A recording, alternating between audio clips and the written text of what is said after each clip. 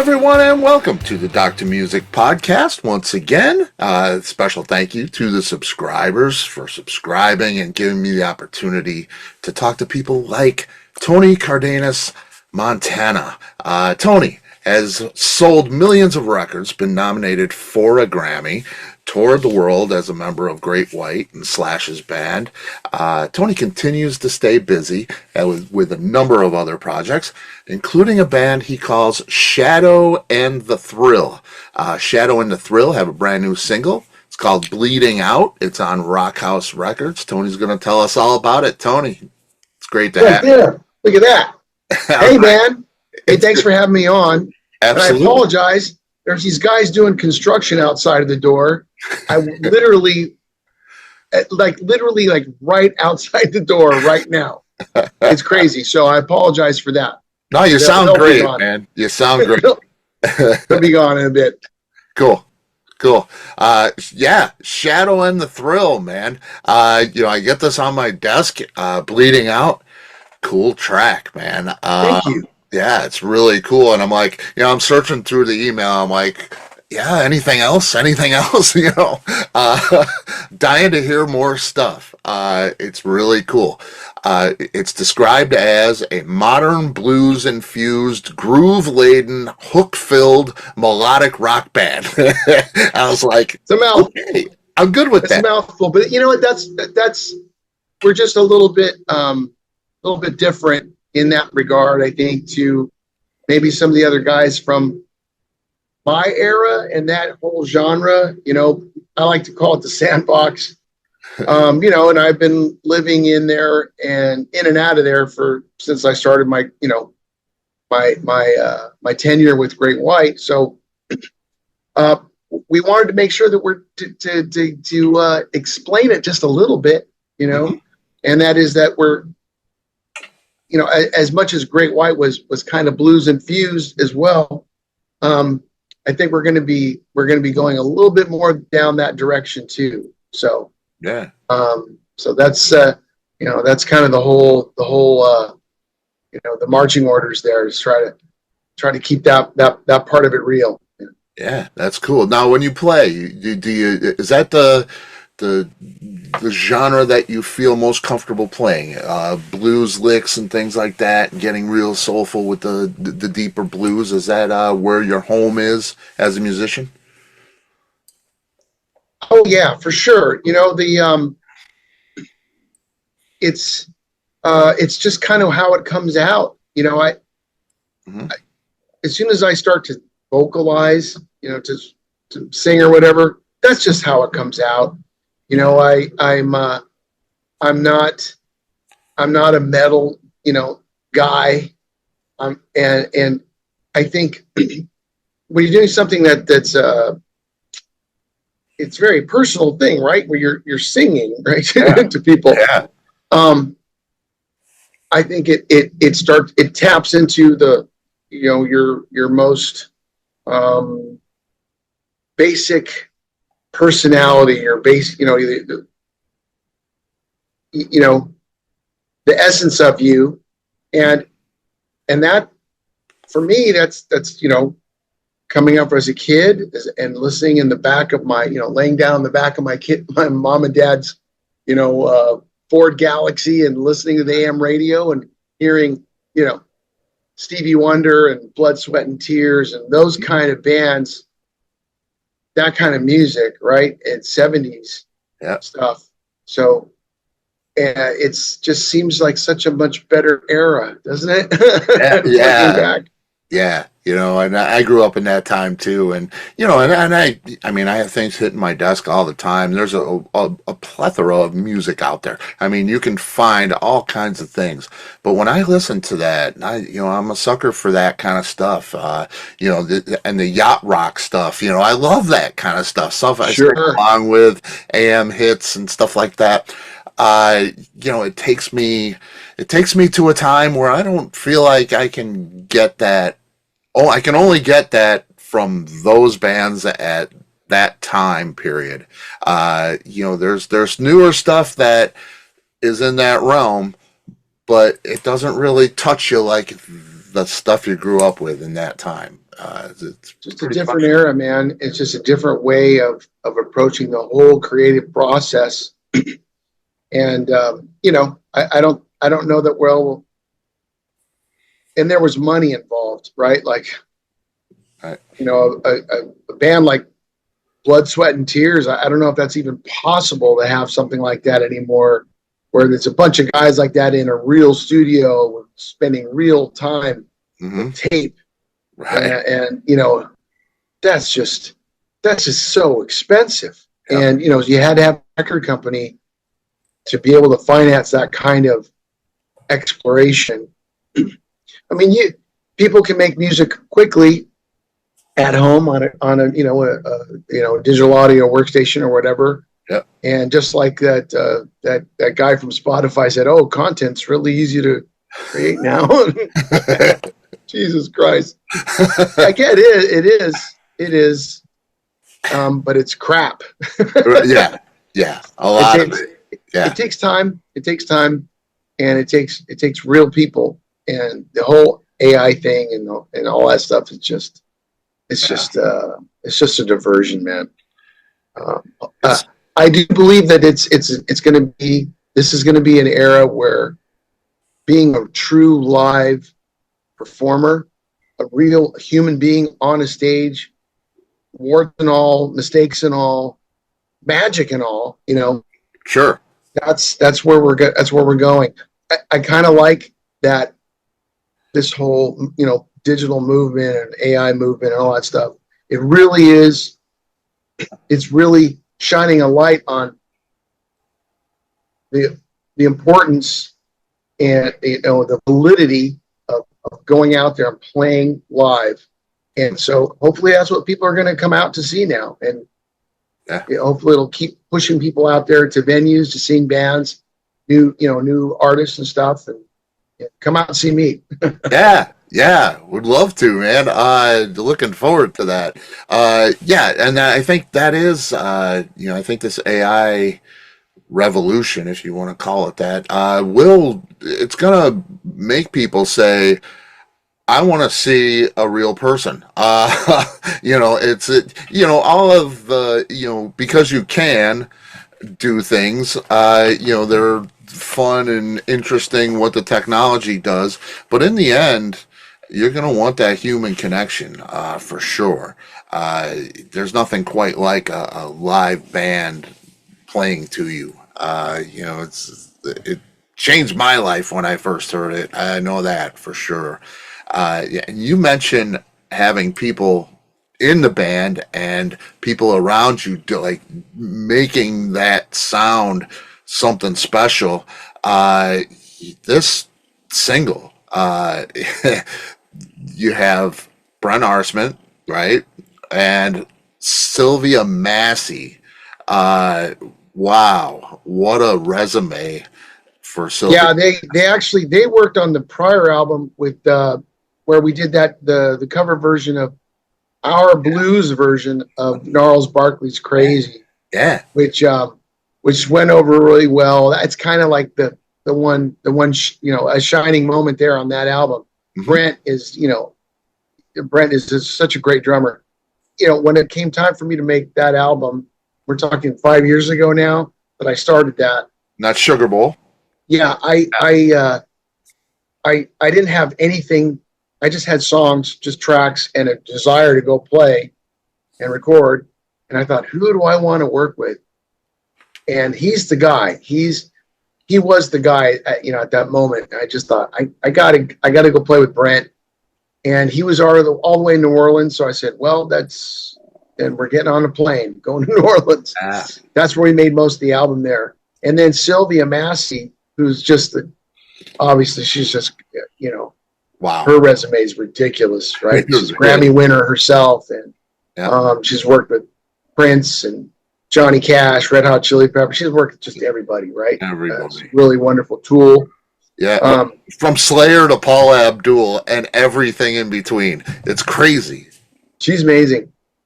And such a cool chick too. She's a really cool lady. That's good. And I've had a working relationship with her over 10 years now. She's really something else. This time around, I've been keeping it close to home here. Been using, some of the guys that played with me in a band called Anna's Brother, which I had back in the 2000s. Andrew Wesley and Bax Baca, Steve Allen, Chuck Cummings, and Dickie Fleazar, who played drums with me in Jack Russell's Great White. All these guys have been contributing, and this is what we're coming up with. Bleeding Out was Dickie, I think, played drums on that one. In fact, I know that Dickie played drums on that one, and it just was the first one that felt like this was ready. This is ready to get it out there to the world. So That's cool. It's great to have it for sure. You did spot Sugar Bowl. You What's the biggest difference when I listen to Sugar Bowl and it's blues infused.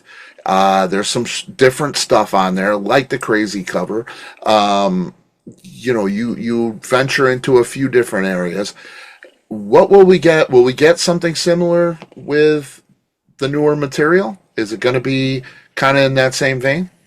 I think we're gonna reach back, kind of like what we're just talking about. This where did all this come from? Where did this this desire to make music come from? And it came from being a kid, listening to those records. Listening to Motown and Stevie Wonder and Marvin Gaye. Those amazing records. That's going to, I think, define what the rest this next collection of tunes is going to be like. But, and of course there's the more recent influences, like Zeppelin and Van Halen and all that stuff. I'm a guitar player, right? Like I like to play my instrument, but we're going to try to weave all those things together. And Bleeding Out was kind of like the most stand up kind of track, I guess. Mm-hmm. Everything else is that we've got coming out is a little more R&B influenced and blues influenced. So just really excited. It's the best stuff I've ever done. That's good to hear, man. That's good to hear. That's always great for a musician. Feeling satisfied with what you're doing, man. What you're creating. It's an artist thing, man, for sure. When do you have a plan? Do you have a release date for a full length record? Will we get a couple more singles first? Is anything set in stone for you? I think we're going to try to get, I want to get 10 singles out, and then we'll do a compilation. The way things work these days, with Spotify and what have you. Right. I just don't feel like I'm going to be able to give enough attention to each of the tracks. If I say it's an album, then they only allow 4 singles. So we're just going to keep dropping songs. Yeah. And when we have enough for a vinyl release, then we'll do that. Got to do that because it really was a revelation when we did a Sugar Bowl to vinyl, and I got to listen to that finally. It sure was a wake up call. That's really the medium. It just sounds best. Yep. Yeah. And that's, I hear that so much, and, I totally agree. I mean, it's just, I just love touching it, man. I just love touching a vinyl record. Right. It's just it's a feel thing. It's an event, man. It's cool. You get to spend so time, fun, to put it together, the artwork and stuff. Yeah. Doing that when I've been doing CDs forever and doing, laying out artwork for my own CDs or whatever for a while. And, you know what kind of space you have to work with. Right. And they said, okay, we're going to do an LP, and here's the template. All of a sudden there's all this real estate. Right. I was like, wow. I could really put a really beautiful picture here, and it'll be, you know. Yep. So yeah, man, Yeah. I was stoked. I love it, man. And, I'm a credits guy, liner notes guy. I love to see who mastered the record, and, I mean, Sure. I love all that, all the thank yous and stuff like that. I dig that. Yeah. And like Spotify and the streaming services, you get nothing, man. You don't get artwork. You don't even know who's in the band. It's just, who produced it. Nobody knows, and a lot of people just unfortunately don't care anymore. Younger people, They just don't they know. don't know. Yeah, they don't know the process really, which is a shame because you spend a lot of time, a lot of money, a lot of effort and creative force to create this thing, this art. I'm noticing. I notice it. There are people out there that do and appreciate all of what goes into it for sure. It's a double-edged sword, you know, for I think for young folks, because now they have access to everything. Yeah. I mean, can you imagine it being a, 17-year-old, 16-year-old kid who's just, whatever, just got back from the dispensary and Right. and just happens across, you know, are you experienced? Right. Right. You know. He's he's gonna have his mind blown. It's just that's all there is to it. Yeah. And I think if that happens, they'll go out and they'll start to discover, hopefully. Yeah. They are doing that. Yeah. Oh yeah, yeah, yeah. Yeah. And that's one great thing is you find a lot of bands with these services and they come along and in the related artists and things like that. And that gives somebody like yourself, you're going to pop up in a related artist list and that is a big help for sure for other people to find you, you know. Again, I apologize. This guy's right outside my door, so It's if no he's coming problem. across, I don't know what else to do about it. No problem at all. I can hear you great. The Tombstone Shuffle record. Oh boy, The way back. I yes, love sir. that. I love that record. It reminded me of like a Badlands, Jakey Lee thing. Uh, Sure. that Thanks. yeah, it was really a cool record. Are you still the same songwriter you were then? No. Y- Well, how's your approach changed? I definitely am allowing those older influences, those really basic influences to come forward. I think back then I was maybe a little more focused on the genre and now I think I'm allowing myself to just do what comes a little more naturally. Yeah, That's some of those tracks. I mean, they would be it'd be difficult for me to reproduce those live right now. yeah. There's a couple of good ones though. Like I love Thunderbird is a real fun. That's a one take song. Badass, man. I listen to that and go, wow, I don't know if I can play that again. But yeah, most definitely we've matured and in a good way. And it's just experiences that have made us a little bit more focused and to deliver songs I think that are gonna reach more folks.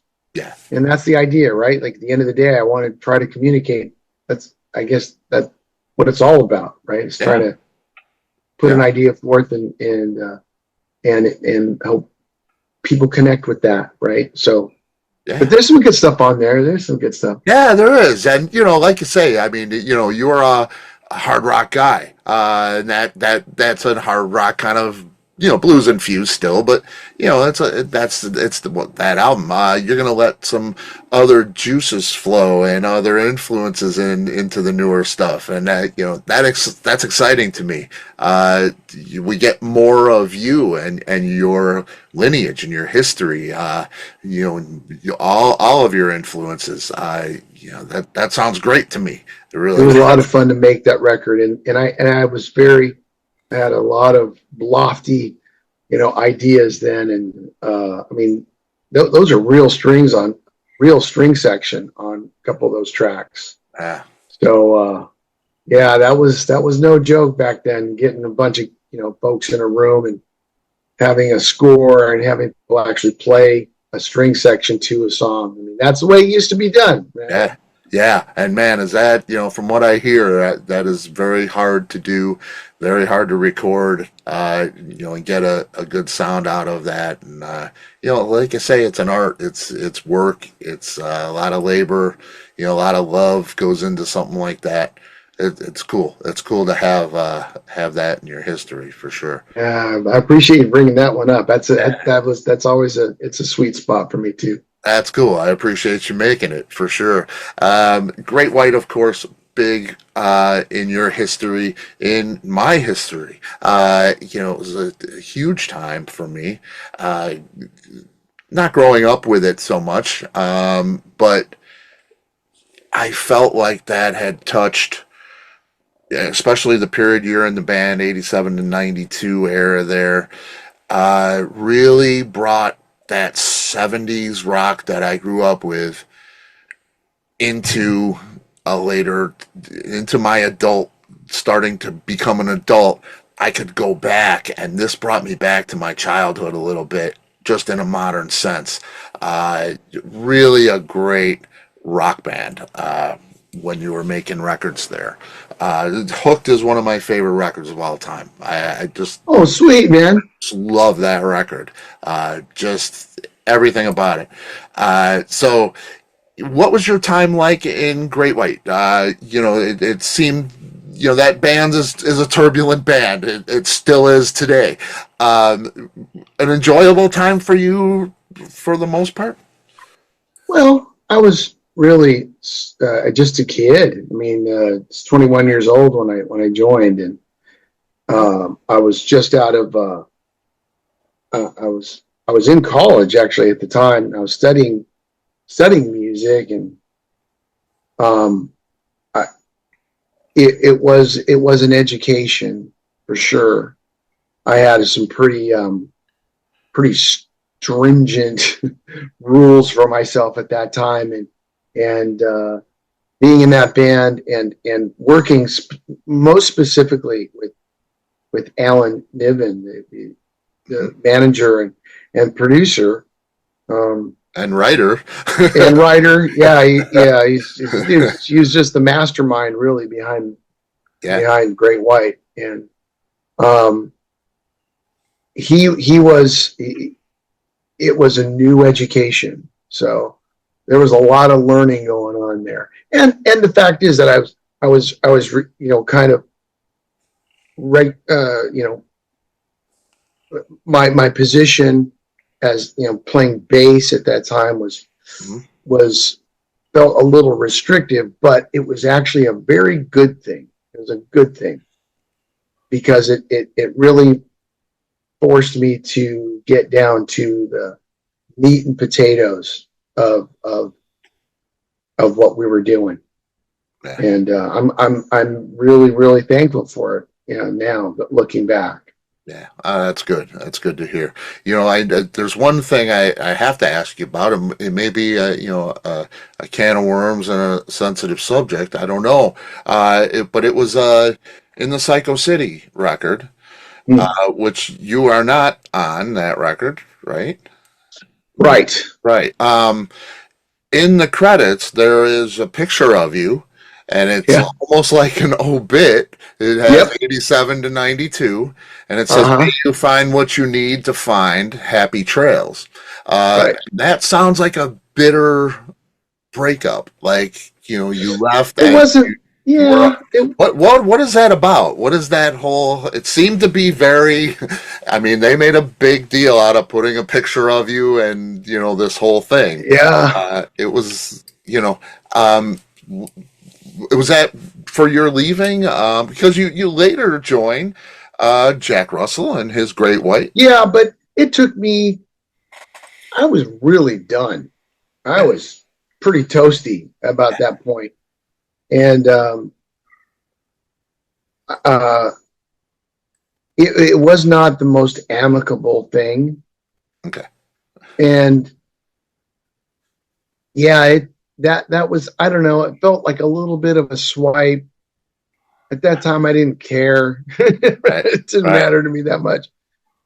um, but the funny thing is that a lot of people thought I didn't read into it too much and thought I died.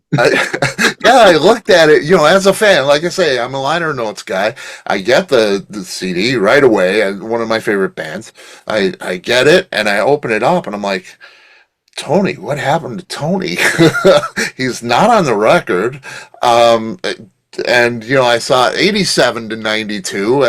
I know he was more than 5 years old. Right, right.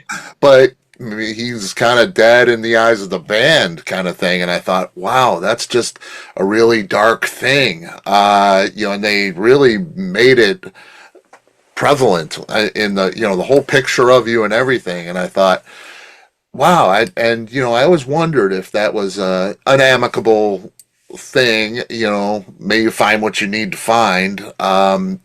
Saying goodbye, thank you for the 87 to 92, or was it a adios amigo, go do your thing, we don't care.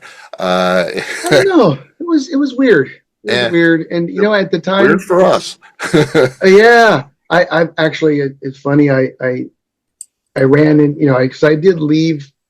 I did really drop out of the whole music, that whole scene there for quite a few years. And I went to the NAMM show, is that music merchant show that we have here in Anaheim every year. I forget what year it was, but it was, a good bit after that, that whole thing. And I'm walking down an aisle and I see a photographer that I used to work with quite a bit, and really nice lady. And she's walking towards me, and she's looking at me, and when she gets to about 20 feet away, I see her go white as a sheet, and she's looking at me, and she says, "I thought you were dead." She goes, "I really did." And I was like, "Jeez." Wow. So there's, you got to take the humor in it, Yeah, now I just look back on all those times, and it's very fond memories, that's regardless good. Yeah. of the struggle that it Yeah, was. well, yeah, and like I say, I mean, it's a turbulent band. Even with the fire and everything and stuff like that. I mean, it's just, Good grief. yeah, so many things have come upon that band and so many changes, and it still continues today. It's one of those things. Jack Russell, are you still playing with Jack? I haven't kept up with him since, I know you did 2017's record, right? He saw it coming. Um, I I actually I'm I only contributed one track to that album, Okay. Okay. uh, which was the single, "Sign of the Times."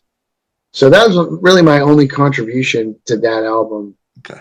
Um, and quite honestly, that album was the impetus for me to go out and do Sugar Bowl and go to New Orleans, and I just didn't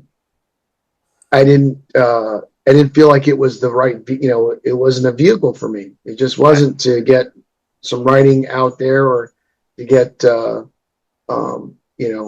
some creativity, done there. So Uh, that's why we went off and did Sugar Bowl, and I'm in retrospect, am glad that I did that, because yeah. it really put me on a different path, and it's been so gratifying.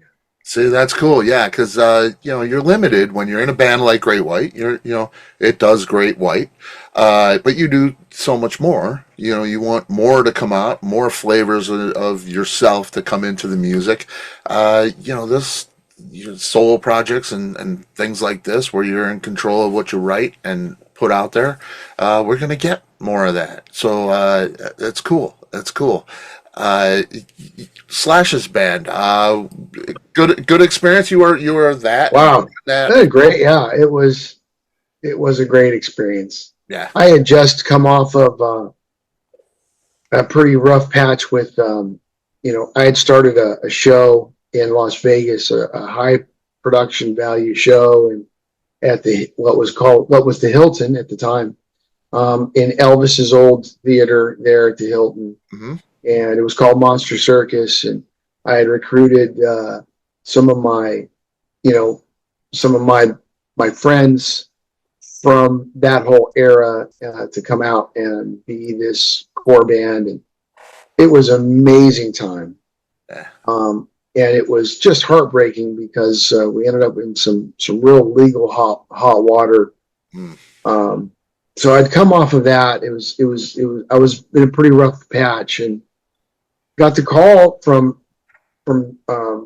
Slash's management. Actually, the first call I got was a night before they were supposed to go on the Tonight Show, and they were having some immigration difficulties with one of the members, and they asked if I would play. Night before, they asked if I'll learn Wow. the song and come play on the Tonight Show. Millions of people, no rehearsal, nothing. So I get the call. I'm like, yeah, of course I do it. Slash, Of course. we go a ways back. We had the same manager back in the day, and he used to show up at our shows, a great white. He was always this really nice guy, sweet guy. Yeah. So I'm like, yeah, man, I'll do it. Spent all night banging away on that song. Next day they figured it out. I didn't have to do that, thank God. Oh. So a month goes by or so, and I got the call again. They called me from Russia. The middle of the night there, middle of the day here, and they're like, hey, we need you to learn 30 plus songs and ready in a couple of weeks. And that's what happened there. So I just dug in and learned, what an amazing set list. His own stuff's great. Yep. And then there's the Guns N' Roses stuff that is just absolutely, perennial. Yeah. So yeah, man, it was a ball. It was stressful. I would There was imagine. no rehearsal. I didn't get to play with the band. I learned the songs. I got on a plane, and jumped on stage in Hong Kong, and that's it. Here we go. And I've heard that about Slash. He likes that spontaneity. He likes to, all guys in the room when he records. That kind of. He likes it old school. He likes the warts and all. He wants that. He doesn't want it perfect. He wants it a little dirty. I learned so much from him doing that tour. And it was short, but it was impactful for me. We played a different country almost every day, every other day. It was brutal travel, and again, I'm literally learning songs on the airplane with headphones, and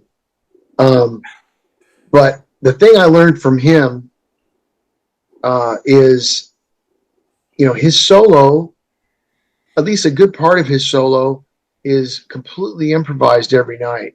And he started out differently every night. Like he would just let it happen, right? Yeah. Which is so courageous. I didn't Yeah. So I have to say that I've tried to take that lesson from him and make that part of what I'm doing now. And I love going out and playing as Shadow and Thrill, because we do want those moments. We want those improv moments, and between me and these guys that I just love, the guys that I play with, all of them, and we can have that connection on stage, and we'll make that happen, and people will be seeing something for the very first time. Again, that's something that AI was not going to be able to do. Yeah, So. well, and really, I mean that the live show, to see guys looking at each other, smiling, doing nods, and that trading off, and there's the communication, that blind communication, that's just, and the chemistry between the players, and you can tell when it's going in a different direction and that it's not planned, and Right. there's intensity to it, there's that edginess. I love that. I mean, That's all we got left as humans. That's it. That's all I we've mean, got left, dude. we got to celebrate that human aspect for sure. And you're creating as it goes, and that's crazy, man. That is so intense and cool. I love that kind of thing, man. And that, I don't, I see behind the scenes sometimes with bands, and I've been there and had a look, and a lot of it is rehearsed, right down to where everybody stands at a certain time, everybody moves forward at a certain time, everybody, it's all a choreographed thing, and I totally get that.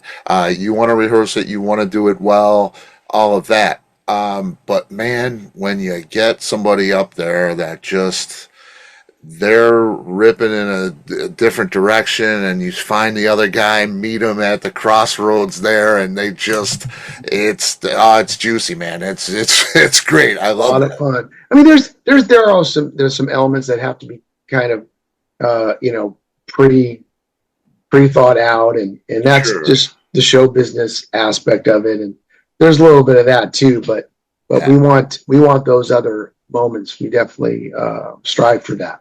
Yeah, yeah, and especially when you got great players, and you got a solo time there. Let the magic happen. Let it go. Oh yeah, Yeah, I'm a big proponent of that. I love for my guys to be able to feel like they're able to stretch out a little bit, and that's what keeps it interesting. And that's something I kind of that I've had to push for with going out playing with Jack and Jack Russell's Great White, right. is to push for that freedom, a little bit of freedom, and Jack's cool with it. He was cool with it. Yeah, I'm glad that he adapted a little bit. yeah, yeah, and yeah, like I say, I mean, it's a little bit harder. There's a structure. There's those songs are written the way they are, and it's a little bit hard to you throw some extra stuff in there, and I get all of that for sure. But yeah, it's cool when you get a jam going, and you let guys go. It's great.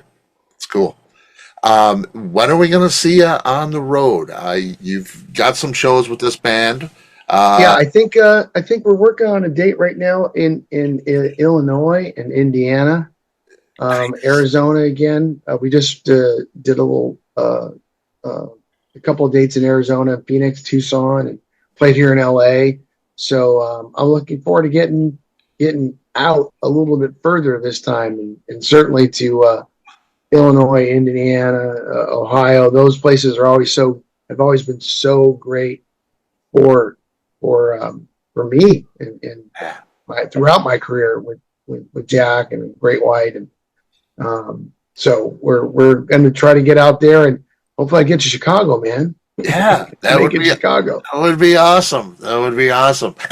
You're on Rockhouse Records now. When I heard Rockhouse Records, I saw the venue logo. I thought, my friend Zach Bear. That's venue. He's been on the show many times. Zach's a great guy. Rockhouse is his restaurant. So what's your relationship with Zach and Rockhouse, and how does that all tie into this? Well, I met Zach when I was out with playing with Slash, and his company was actually doing the instant live recordings of those shows. Cool. And so, besides just being thrown, frying pan into the fire, trying to learn these songs and do the best I can, they were actually being recorded. So every mistake and every oversight on my part is, been saved for All future of generations to eternity. listen to. So anyways, I had seen these CDs come back to into the dressing room after we were done with these shows.